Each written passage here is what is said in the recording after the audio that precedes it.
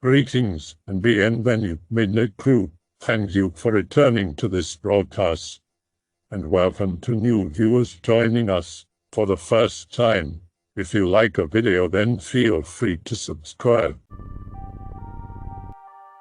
Be 4 to 5 years ago. Friend is down for the summer, going to college to be a pilot. He needs hours for flying time, so he rents planes out of Martinsburg, West Virginia. Out flying one sunny summer day, he notices a half-built abandoned house in the middle of a field in the middle of nowhere. He calls me that night to go check it out. We like exploring old abandoned places. Go check it out that rainy, humid night. Arrive in Innawoods, West Virginia, and drive for roughly 45 minutes. No houses or buildings of any sort. Friend had the coordinates of the house programmed into his GPS. Find the road the house is off of. The road is extremely narrow, not possible for 2 full-size vehicles to pass, only woods and overgrown fields. After another 10 to 15 minutes, he says here it is, no spot to pull over, so he finds a low point in the field and parks. He had the AC on, so the windows were up. Open the door, and the car is flooded with the smell of decay and rot. WTF, that's weird. Get out anyway, and I almost stepped on a decapitated chicken body. The field was filled with mutilated animal carcasses, could barely take 5 steps without seeing a body or an animal part. Heads, rib cages, limbs all from deer, more chickens, and various other commonplace animals. The field is huge, and we had flashlights, but the house would be a little walk still. The field is overgrown and surrounded by woods. After walking a few minutes, my friend says, "What is that?" Shine my light over to where he has his aimed. It looks like a slumped-over person on a chair. Let's check it out. It was only a couple of blankets piled up on an old lawn chair. This part of the field wasn't as overgrown and was mostly dirt on the ground, not as many weeds. Look around and discovered that it was a party area or something. Shot up old televisions, piles upon piles of beer cans, truck tires, more blankets, and 2 sawhorses, one knocked over, with a large piece of plywood laying nearby with red Solo cups and a few ping pong balls. It didn't take a genius to see it had been a beer pong table. Interesting enough, I noticed a set of wide tire tracks passing through the dirt and mud close to the beer pong table. My friend yells, "Hey man, look at this. It's an almost full case of beer."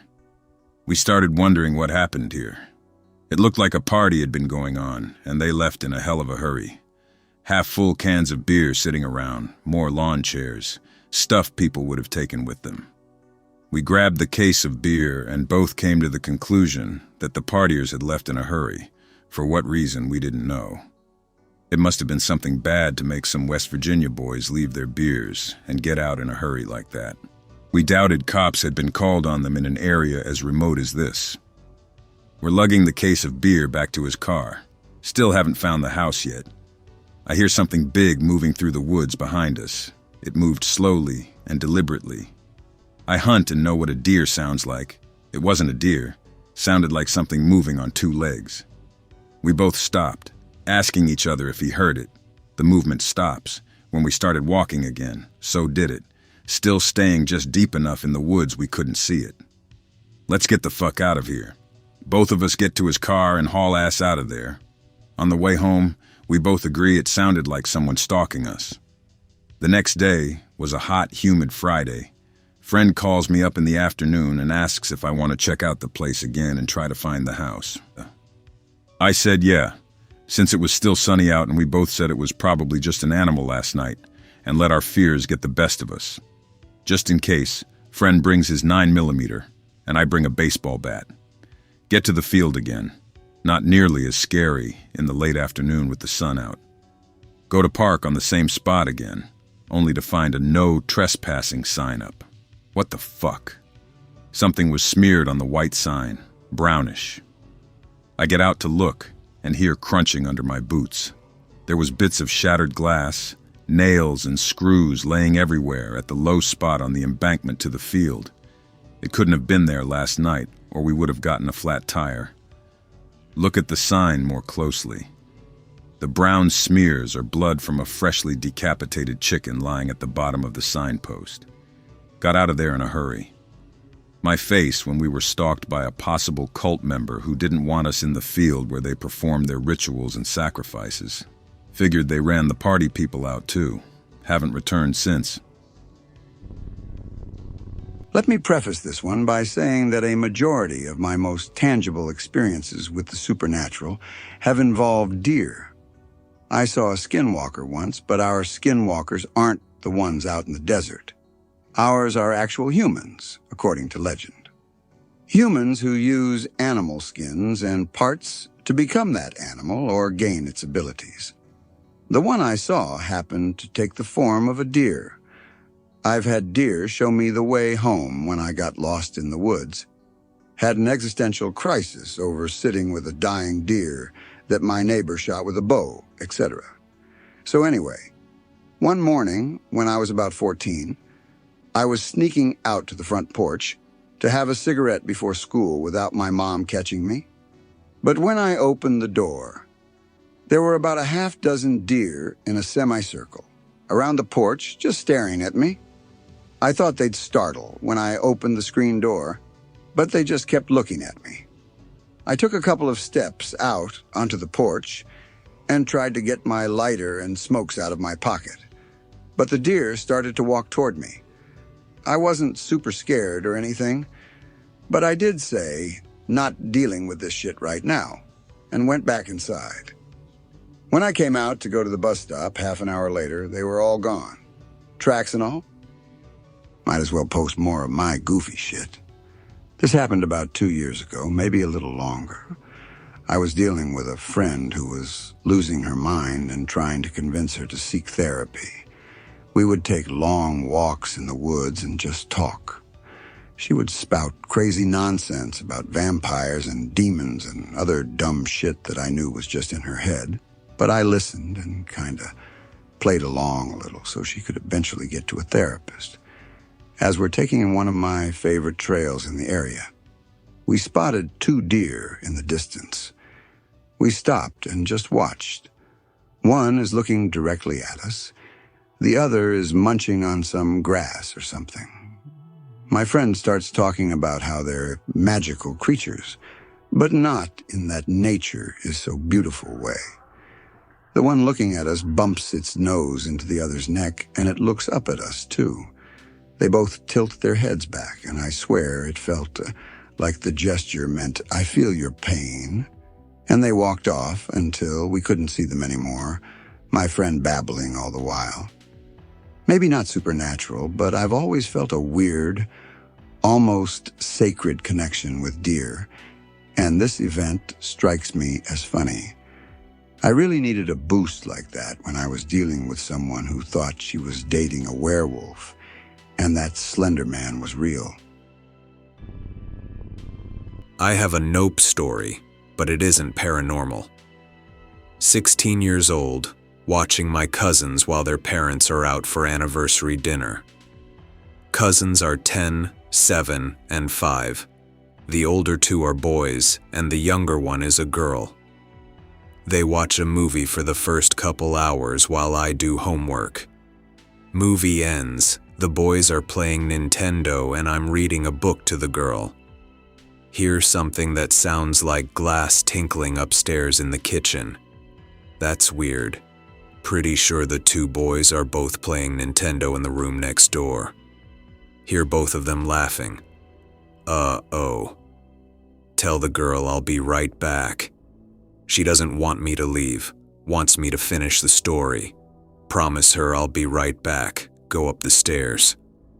There's a man in the kitchen. He's got the fridge open and is looking inside. Nope. Back down the stairs as quietly as I can. Pick up the phone and dial 911. Tell the police there's a home intruder. They say they'll be there soon and to stay on the phone and lock the door. Tell them I need to get my cousins in the same room. Go back to get 4-year-old. She's gone. Start to freak out. Go back to stairs and catch her as she's reaching the top. Put my hand over her mouth and carry her back down. Tell the two boys to be quiet and come with me. Get back to room with the phone. Lock the door. Wait. Hear more noise from the kitchen. Police show up after about 20 minutes. Hear them subduing the guy upstairs. One of the officers comes down and knocks on the door. Tell him everything that happened. Aunt and uncle show up less than half an hour after that. Cops are waiting for them to let them know what happened.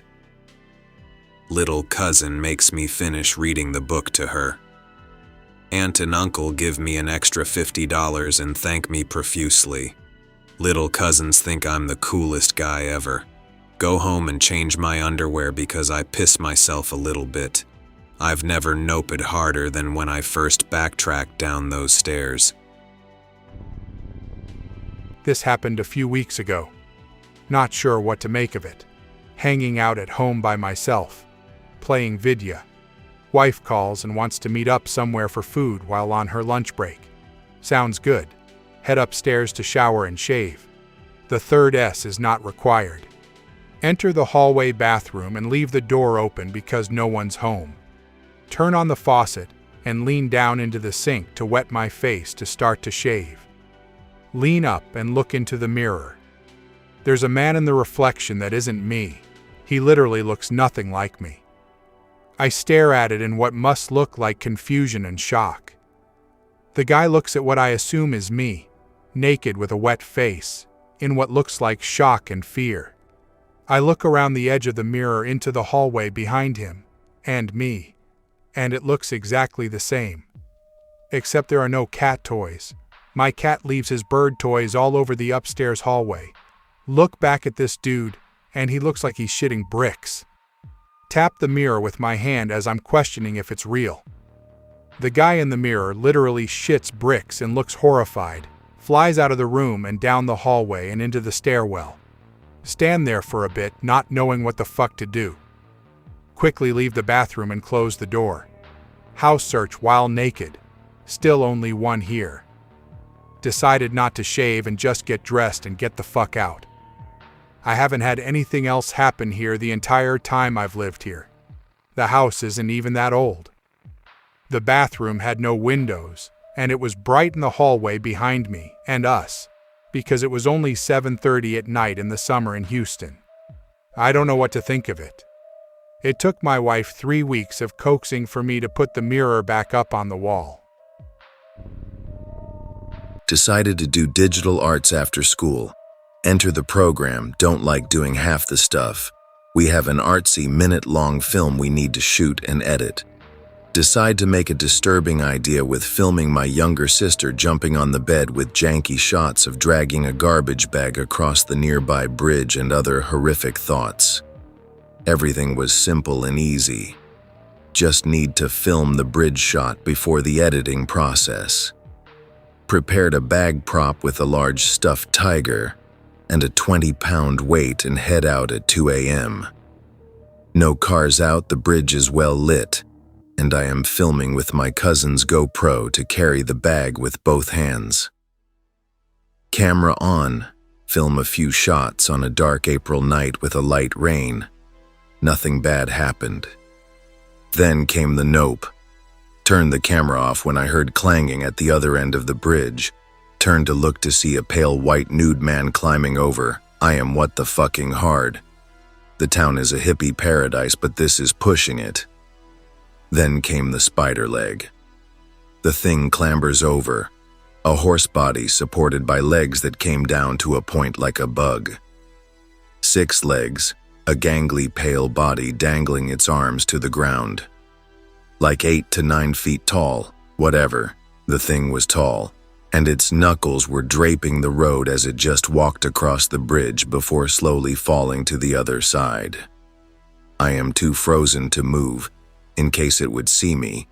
I bolt back to the other end and into my house as soon as I cannot see it anymore. Got in shit for slamming doors and flicking on the light.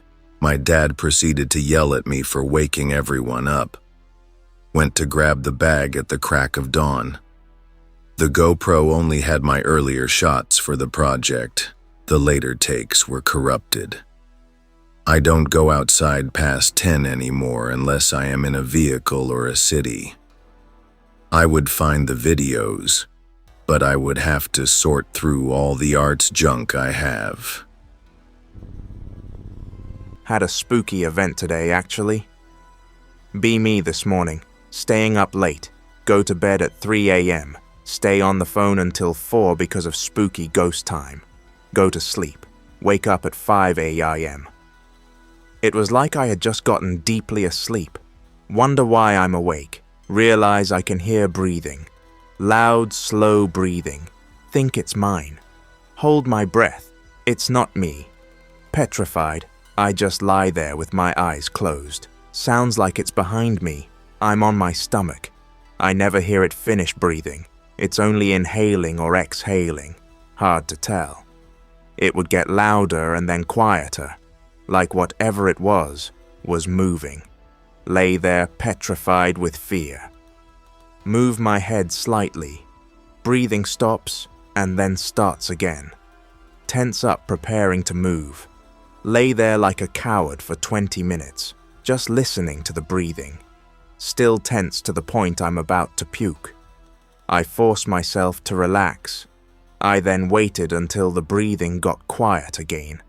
I fumbled for my bedside lamp and turned it on. Whirl around to look around my room. Nothing. Sigh, relief. Followed by me, tensing in terror. Can still hear breathing. From there I went to the bathroom and went to bed. Didn't hear the breathing again. Or if I did, it didn't wake me up again. Nothing ever really scared or spooked my grandma. My dad was close to her and he was really hardcore into the paranormal and punk scene back in the day, and she was very, very spiritual. They had a Ouija board at the time, the same one I have upstairs actually, and they believed it worked to contact spirits. Both get drunk. Not wasted, but drunk enough to be dumb. Use the Ouija board, trying to freak each other out. Repeatedly throw insults at spirits talking to them. Suddenly, loud banging noises come from the window. We live in the country, nothing over the window, there's nothing there, but we can see it rattling.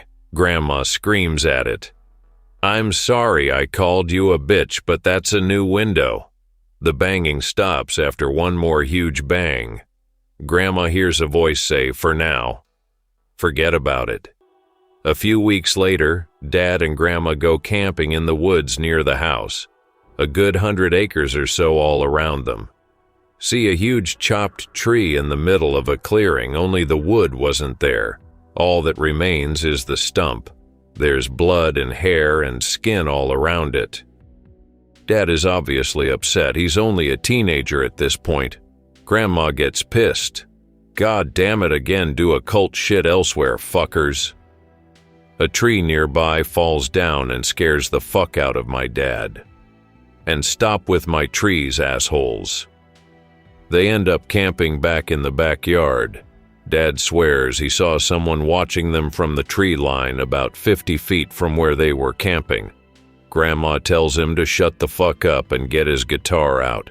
Dad goes inside to get the guitar. When he gets back, Grandma is covered in blood. What happened? Fuckers hurt my tree. Nothing else happened all night. The house was repeatedly attacked. Grandma goes out in the middle of the attacks to deal with them. They end up moving when someone stabs her and she almost dies. As they get in the car to go to the hospital, she's still screaming to the woods. "Don't fucking touch my trees." Be me, in an empty park, probably 8 to 9 or something, I don't know, not that old. My sister was there with me around 11 to 12. In an empty playground while across the road, my mom gets her hair done at a hairdresser. Feels bored, man. Reading a Goosebumps Choose Your Own Adventure book with my sister because no one else at the playground to have fun with. The clouds are gray, a cold day, spooky man. Lowell, though, having a fun time.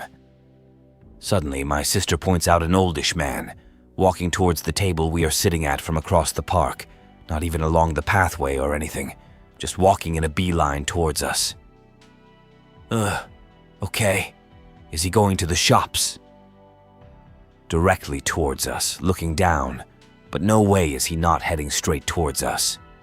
He's walking slowly, gives us time to decide to nope out of there. Go over to the shops, look across the road. He's just sitting there at the table we were at, not with a book or doing anything, just sitting there. It might have been nothing, but the fact that he knew we were there but was still heading straight towards us creeped me out a little, especially since we didn't have our parents with us at that time. Be a friend of an autist that goes by the name Keff. Keff introduced me to 4chan and its bullshit. Both of us love /x/ to the point where we did the shady shit that people told us not to do. So one night we go out Skinwalker hunting. Good idea.jpg. Keff said I was going to get baited so hard when we went out to the woods, so I had to prove this little shit wrong. We go out to the trail that leads to a spot that the locals say has all that paranormal shit. Now the trail can be very dangerous, so we can't leave once we get there because it'll be nighttime and you can't drive on that shit. Fine. Fast forward to the good shit. We had set up camp in the spot people said was the worst.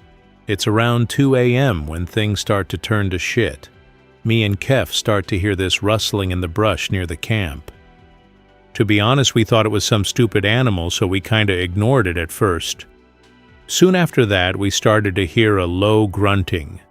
Spooked.jpg. Me and Keff huddle together. He tries to crack a joke about it being a homunculus. As he says it, I spot a figure in the trees. It had some lanky-ass shit going on, and it looked like a deformed horse. We screamed like the pussies we are, and we booked it to the car. As soon as we get in, we lock the doors and hide under some tarps we had inside. We hid there shitting bricks for hours as we were thrashing outside of the car. Thank Jesus it didn't touch the car. A few hours later, the sun starts to come out. The coast is clear, and we leave the car to see that our camp was wrecked, as Keff likes to call it. We end up taking what we can, and we left the camp as soon as possible, a few months later to the present. Me and Keff plan on going there with a few more friends to hunt that little shit down. We'll try to report back to /x/. You mean like a moose? Jesus, I live Innawoods and some of you people just need to get a goddamn grip. Subtle nope vibes coming from a co-worker. I work in a deli as a counter girl, basically. We sell your standard chicken, pork and beef cuts. We also sell cold cuts for sandwiches. We sell racks of ribs, etc. We operate in the Midwest, and lots of hunters will come in and ask if we can process their kills. This new guy started work last week. His name's Jeff, and he's okay, I guess, but he's always kind of dirty, and he smells terrible. I complained to my boss, and that's kind of a feat. I mean, deli and butcher shops never smell really lovely, but I grew up around this stuff since my dad was a hunter, and he kind of gave me this weak shrug and said the kid was a good worker and a quick study. We just lost this kid named Tom to college. I don't know. Over the last few days, I've caught him doing some pretty creepy shit. This hunter had come in with 3 deer carcasses he wanted, processed into venison and some jerky, and they were pretty, fresh. I swear, right hand on the Bible, left hand on my mum's tits, that this kid was eating parts of the dead deer while stripping it. He always wears long sleeves too, even though it's the summer. He doesn't ever talk. I try to ignore it since I can just stay up front at the counter. No ghosts or aliens. Go on a date with someone. Fairly quiet little pub. This isn't my area, it's hers, so I don't know it. I just know everything seems to be old with steep, narrow, cobbled streets. Have a drink, and then decide we'll try somewhere else. Go outside, and right behind the pub, a car has crashed into a traffic pole. Ironically, I think it warns about how steep the bank is. There's police there, a fire engine getting out the jaws of life. The pole is bent to about 60 degrees, and there's a group of people watching. Naturally, I'm rubbernecking, and she shows little interest, and just keeps dragging me along. The next place we go to is at the top of a steep bank, and you can see the activity from the doorway. Again, I'm rubbernecking. Maybe 10 minutes in, I decide to go for a smoke at the door. No activity of any kind. No group of people, no emergency vehicles, no damaged car. Nothing to show anything of note had ever happened. Stay at the pub for the next few hours. I'm not really a big drinker, and I never get drunk when I'm miles from home in a place I don't know. But because I'm mostly sober, I'm thinking more about the event than her. Which brings up other questions like, how didn't I hear the crash, see blue lights, when we were near a window and there was no music on? Why didn't anyone outside or inside who maybe heard it react? When we leave, I insist on walking back down the same street. Maybe they just acted fast around here, and did manage to free whoever was inside, and move the car within 10 to 15 minutes. But there's no debris of anything, not even the smallest piece of plastic or metal. The only thing that proves it is the sign being so bent over. Check it out. No paint on the pole from the car, but it does have a big hole in the bend where it's rusted away like it's been exposed for a while. The next day I ask her about it, and she says she had no idea what I was talking about. She thought I was just acting spurgy for the sake of acting spurgy to get a laugh out of her. Visiting family in Abilene, Texas with my mom and dad. It's my aunt, uncle, and grandma's house. Have a good time, go out to eat, do family stuff. Finally, time to go to bed. My parents take the guest room. I'm forced to sleep in the living room area. Bullshit, I thought. The living room is more like a little den. Laying on the couch, the TV is next to me, situated on a cabinet. On top of the cabinet are little clay dolls. No defining features, just humanoid in shape. Wide awake because it's a new place I'm sleeping in. Normally used to my cozy Spider-Man themed bed. Look at the dolls because they're weird looking. One of them moves and it seems like it looks at me. Shut my eyes out of fear. Slowly open them. The doll is back to its normal position. Blink. Suddenly it's morning. I hated those dolls. Be me, doing Skinwalker shit between territories, stumble upon some human jackass with some of his shiny equipment to camp for the night. Idea.jpg, get within smelling distance of the human, rip one, and start ruffling up some of the trees, breaking down tree limbs and such.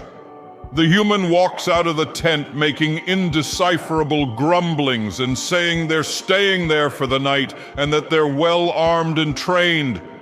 Keck.mp3, walk out of range of smell and find the biggest, baddest elk I can find and guide it to the clearing, hoping the human isn't looking.